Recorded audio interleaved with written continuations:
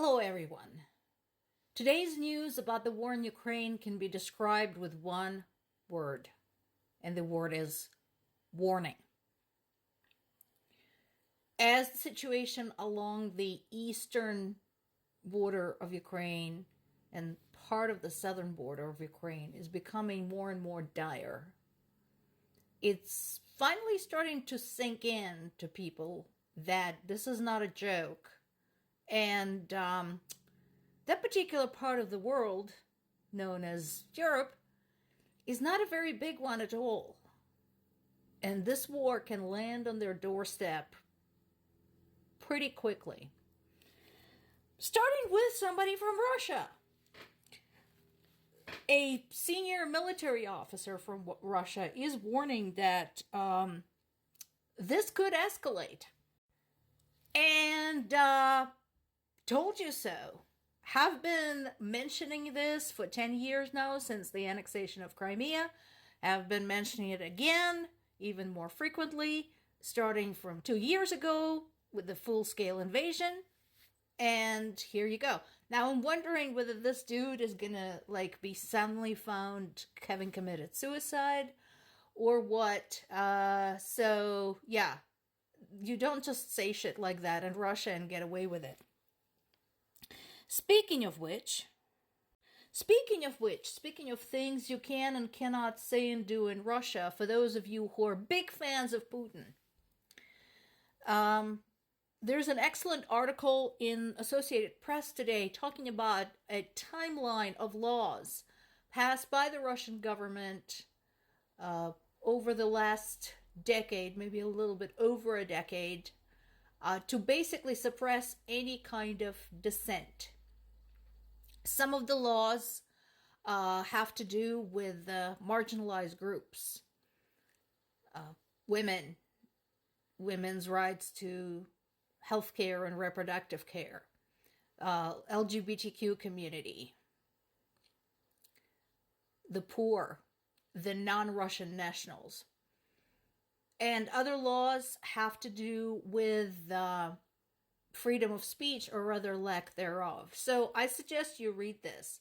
And if you're such a great fan of what is going on with Russia right now, what is being done there, I suggest you go live there. Enjoy. Those of us covering the war in Ukraine have been saying for a long time, why is anyone having diplomatic relations with Russia anymore? Your people are constantly in danger. How many foreign nationals have to be arrested and left to rot in Russian jail before it finally sinks in? So the intimidation and threats to, in this particular case, American diplomats continue. At this time, they're threatening to expel the diplomats, and that is the best case scenario. Remember, these people can be arrested for anything at any moment. It doesn't matter if they have done anything. It doesn't matter if there's proof. If they get expelled, if they get kicked out, that is the best case scenario because they'll finally be out of there. Close your embassies. Or send armed personnel to your embassies to protect your people there. This is not a joke. Moldova's president, Maya Sandu, had issued another warning. And again, she's reiterating the same sentiment as a lot of us have been reiterating. You cannot negotiate with Putin. You can't just say, well, okay, how about we just let him keep half Ukraine and then maybe he'll stop, because he will not stop. And Moldova is scared of that because, unlike Ukraine, they have nothing. They don't have the kind of army and the kind of ammunition that Ukraine has. As much as Ukraine is struggling, Moldova is even worse off, and Moldova is tiny. So it is very understandable why they're raising those red flags and trying to get the rest of the world to listen. European leaders have criticized the attack against the city of Odessa. How is that going to do anything? I mean, I'm glad that we've been upgraded to criticism compared to expressing concern and having serious misgivings and things like that. So that's progress. I'm glad you guys are tough enough to criticize. But then what? Do you really think that is going to do a damn thing?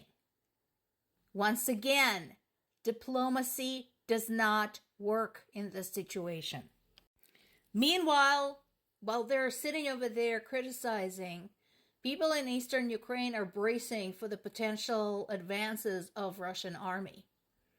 They're either packing to leave or they're trying to figure out what the heck they're going to do.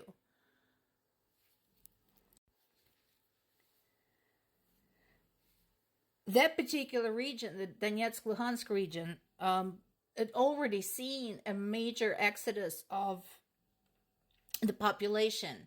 And it actually began much longer time ago than the full-scale invasion. The first round of refugees fled Donetsk-Luhansk when Russian militants were loose there 10 years ago. And then 2 years ago, 1.2 million people, 2/3 of the population of that region, left their homes. And remember, something else to think about. You know, in the US, you're whining about some tens of thousands of refugees crossing into the United States. Right now, European Union is up to their gills in millions of Ukrainian refugees. You don't even know what it's like. And there's been another savage attack against a shopping center in the town of Nikopol. And there's some photographs on CNBC, but I'm sure there are some available on other sites showing the aftermath. The longer everybody waits to acknowledge that this is a war, that this is the biggest armed conflict in Europe since World War II, the longer this will happen, and the more dire the situation will become in Ukraine, and the more likely is a direct conflict between EU and Russia and between the US and Russia. You're all saying we shouldn't spare our resources, we shouldn't send our people. Guess what? It's going to happen. The longer you postpone helping Ukraine, seriously helping Ukraine, the more likely there's going to have to be boots on the ground, including US boots on the ground. You think on that.